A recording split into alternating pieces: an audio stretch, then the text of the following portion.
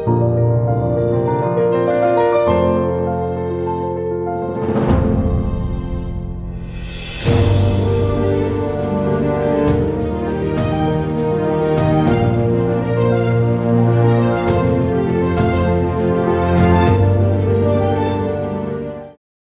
morning, good afternoon, good evening, everyone. Today we are going to learn a few other UML diagrams. There are many UML diagrams, but I personally feel that we should focus only on few need to know diagrams that you perhaps would use in daily life. All UML diagrams can broadly be classified into two ways: structural and behavioral diagrams. Through structural diagrams, we represent certain structural aspects of a system, while through behavioral diagrams, we present how a system or components of a system behave. We have already seen use case and activity diagrams which fall under the behavioral diagrams category. Therefore, structural diagrams reflect the static aspects of a software design, while the behavioral diagrams reflect the dynamic aspects. Among the following six static diagrams, perhaps the class diagram is the most famous and commonly used because it is pretty useful at times. The other one, which could have been very useful, is the deployment diagram. However, with modern deployment mechanisms, cloud systems, etc., anyone hardly uses UML to represent deployment of a system anymore. People rather use symbols and graphics that are more suitable for the chosen application platform, for example, Azure Cloud. So, the UML deployment diagram is not really very useful or popular these days. Among the behavioral diagrams, apart from use case and activity diagrams, the state machine and sequence diagrams can still be useful. For embedded systems, I have seen people using timing diagrams as well, but we'll ignore that in this session. So, in today's session, I'll handpick the following and tell about them: class diagram, state machine diagram, and sequence diagram. The diagrams you will learn today are related to software architecture, software design, programming, etc., and not really about requirements. Hence, let's have a short revisit on the main concepts of OOP, object-oriented programming. Let's, for a moment, assume that any software application is like a big building with many apartments in it. This big building has many apartments. These apartments are not all alike. They may be different. They may have different number of rooms, different sizes, different orientation, etc. When we are interested in buying such apartment, we always look for the floor plan, which shows how these rooms are placed. What are their dimensions? Where are the doors and windows? How can we move from one to another? So this floor plan is just a diagram in a paper or a drawing on the computer screen, of course. It's not a proper concrete apartment itself. These floor plans are the definitions of the different types of apartments the building has. Hence, we can relate them to a class in object-oriented programming languages, which are the blueprints, just the definitions of any type of object. And like in programming, such floor plan is instantiated to create an actual apartment or an object, which we can touch and feel. In programming, we create instances of the class called objects, which upon birth goes live and kicking in the RAM. Now, once I have defined blueprint or a class, I can have multiple instances of the same. And then I can decorate each instance differently also. I of course might need privacy. Therefore, I can keep my stuff completely private, or I can allow anyone to come in and see. I can even ensure that no one other than my offsprings and descendants have access to the room. And that's encapsulation. I then have a car which is a latest automatic model. With automatic model, I don't have to change gears manually. As and when I accelerate, the automatic transmission system automatically changes the gear without me knowing any of the details. Similarly, I have a what they call a console through which I can control the climate inside the car, play music, make phone calls, see live navigation maps, and so much. And yet, I don't have to understand the intricate details of how these are actually being done. This way, everything complicated detail is abstracted for me. Yes, you guessed it right. This is what is called abstraction. I know the concepts, but I only know the high level usages of these. The details are abstracted away from me, perhaps by other smaller objects that this car is composed with. Quick joke. What is the object oriented way to becoming rich? Yes, inheritance, of course. My grandfather had 5 acres of land. My dad inherited all of that. Then, in the peak of his career, he bought a beautiful flat or apartment. And then I inherited both land and the residential flat from my ancestors. And then I went on to buy a big farmland. Of course, my offsprings would inherit these from me. I just remember that the law of encapsulation very well applies here. For example, I would never know who all my father dated because he kept that information private, obviously. And there are few family secrets too. We protect those secrets with our life. Have you ever been to a club and see this man? We lovingly call him a bouncer. But let me tell you, this guy is a little weird. Whenever I try to enter the club, he asks me for my ID in a rather grumpy voice. Your ID, please. But whenever any lady walks in, he's a different man. He's suddenly very sweet and asks for the ID in a such polite way. Ma'am, can I have your ID, please? And if it is Tom Cruise, he doesn't even ask for the ID. Good evening, sir. Man, he exhibits such polymorphic behavior. And in OOP world, objects can exhibit polymorphic behavior. Once again, let's go back to our food delivery app. How does a customer use our app? The customer registers herself with our app. Then she searches or browses in our app, finds something interesting, adds it to the cart, goes to the cart to place an order. While placing the order, she provides delivery location. Finally, she makes payment through a payment gateway. Now, let's try and identify the important nouns from these statements. I have underlined them. These nouns are our primary domain models. The domain model is a representation of meaningful real world concepts pertinent to the domain that need to be modeled in the software. You, being a developer, might already have started thinking in terms of class or database tables, but hold on, not so fast. The domain models represent the conceptual representation of the real world nouns.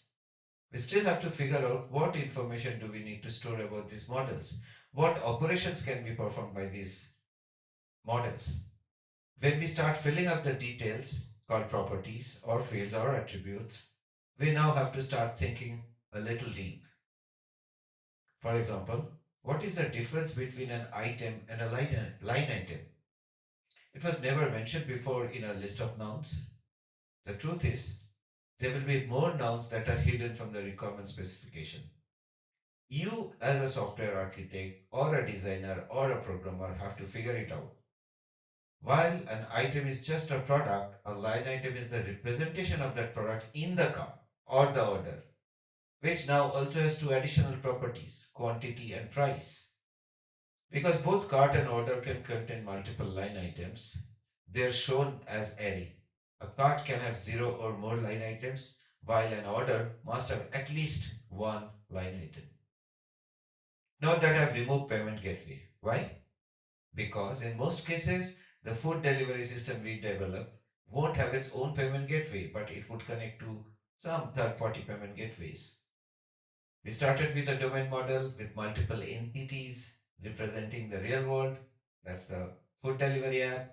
And now, with these attributes, we are representing the domain model in terms of classes. Did you notice the plus signs before the properties? What are they? They are used to express encapsulation. Different signs are used to express visibility or access. While it is a nice idea to use these symbols, a lot of times you would see that people are not using it. It's optional that way. This is how we transcend from a conceptual model to a more tangible model. A UML class, a UML class diagram presents such classes, their associations, inheritance, etc., but not interactions. But to draw a class diagram, we need to know a few more notations or practices. From the concept of object-oriented programming, you might have recalled that class A derives from a parent or base class B. We say that the class B generalizes class A or class B is a generalization form of class A. If we look at it from the other side, we say that class A is a specialized form of class B. However, when we draw UML class diagrams, we only present the generalization notation, not the specialization notation. There's one more concept, that of aggregation and composition. You know that a cart may contain zero or more products and store them as its property. Similarly, we know that an apartment contains one or more rooms. In the first case, we are saying it's aggregation. And in the second case, we are saying it's composition. Why? No, it's not because of zero to many and one to many kind of relationships. A product can exist even without being added to a cart, right? Aggregated objects can exist on their own, but a room cannot exist independently without being part of an apartment. Composed objects cannot exist on their own. Let's say you're building an application for a car showroom. You create objects like car, steering wheel, gear, wheels, etc. You would design steering wheels, gear as composition as they don't exist separately. That is, the store don't sell them separately. But because the store sells the wheels separately, you may just go ahead and use them as aggregation. But an important note here, a lot of articles, books, websites don't differentiate between aggregation and composition. And they use the word composition more commonly. That's okay, because at the end of the day, you need not go through intricate details or grammar of these notations. But by looking at a class diagram, you should be able to understand the basic business concept through the models represented therein. This is a very simplified class diagram showing only a portion of the domain models for our food delivery app. Please note how conveniently I've excluded the derived or inherited properties from the prime customer class, which is a specialization of the customer class. For any kind of UML diagram, the idea is simple. You know the code notations, use as much as necessary and as little as possible to draw a class diagram. You may even embellish it with colors, fonts, line styles. The goal is that whoever is reading it will be able to understand the domain models without your presence. Now we'll learn about state machine diagram. A state machine diagram describes all events, states, and transitions for a single object. In our example, look at our shopping cart. The cart has two states. It is either empty or it has one or more items. That is, it is not empty. Assuming that there was no items in the cart from previous sessions, when the customer logs in, the cart state is empty. When the user adds any item, the cart state changes to not empty. If the customer keeps adding item to the cart state does not change and stays at not empty state. If the customer removes items from the cart, the state doesn't change unless it is the last item, in which case the cart reverts to empty state. And finally, if the user checks out and places an order, the cart state goes back to empty state. And that's there to it. It's actually a very simple example. Just remember, we show the state of a single object or component through a single state machine diagram. And when do you use state machine diagrams? Normally, you won't do that in such simple cases where an object can just have two states. When an object can have multiple states and when these multiple state transitions may happen from very different kind of events or actions, then probably it's a good idea to create a state machine diagram for that particular object. Next is the sequence diagram. A sequence diagram shows interactions between different instances of object or even systems or components arranged in a time-based sequential manner. Let's first understand few simple symbolic or graphical notations. These rectangles represent different classes or even actors. And these dotted vertical lines represent the lifeline of an object instance and goes vertically downwards as time progresses. The white rectangles placed along the lifelines are instance lifetimes. Don't worry if it is not clear at this moment, you will soon see a nice example. In the diagram below, class 1 is instantiated and after some time class 2 is instantiated. While class 2 instance is still alive, class 1 instance is killed and at the same time class 3 instance is created. Just look at the diagram. The arrows shown represent request invocation, when one object invokes a request to another object. A special case is shown for class 3 when it invokes a request to itself. The response for a request invocation is shown using an arrow in dotted lines, just visibly distinguished from the request invocation arrows. So you may use different colors also instead of dotted lines. Let's now build a simple sequence diagram for our food delivery app. Please note that I am perhaps making it oversimplified only to ensure you understand the sequence diagram and not the food delivery app process. We start by placing classes and actors and the timelines. I put different colors for the customer and payment gateway to indicate that they are also actors. They can be classes as well, right? The chain of events starts by the customer when he creates an instance of the catalog and invokes a search request. Don't forget that the sequence diagram is used for explaining stuff that happens at the software or the code level and not business process level. He may also browse the catalog. Now, how the lifeline of the catalog gets killed? We don't want to keep objects alive in memory when we don't need them. Once an item is selected, a cart instance is created. The customer may add the item, remove previous items, view the cart, or simply request a checkout. On receiving a checkout request, the cart relays that message to the order service. The order service requests the payment gateway to initiate payment, which in turn requests the customer for an authentication. On successful authentication and payment made, the payment gateway sends the status to the order service, which in turn empties the cart and sends a success notification to the customer. How do we present the failure scenario here? We can show multiple scenarios in a sequence diagram and somehow differentiate them visually. I took my liberty to use green and red borders with suitable captions, if you notice in the diagram. And that's all there to sequence diagrams. Before we conclude UML diagrams, let me just remind you a few important points again. In practice, you wouldn't use UML diagrams for the entire software system in intricate details. You will use diagrams when you want to highlight special situations. For example, you perhaps would never draw UML diagrams for a login screen, but you may draw an activity that's requirements point of view or a sequence diagram for a complex business workflow. The objective of UML diagrams is not to make software development easier, but to help understand the requirements and to help communicate the complex parts of a system or the architecture to the stakeholders. Also, you don't have to follow the UML grammar and notations in a perfect way. If you have understood the purposes and addressed by each type of diagrams, take your own liberty to deviate. Use visual elements like fonts, colors, whatever, to your choice. Add comment boxes, etc.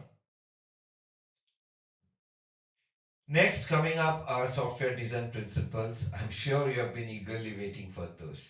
So until next time, please do subscribe, like, share if you are benefiting from these sessions. Thank you.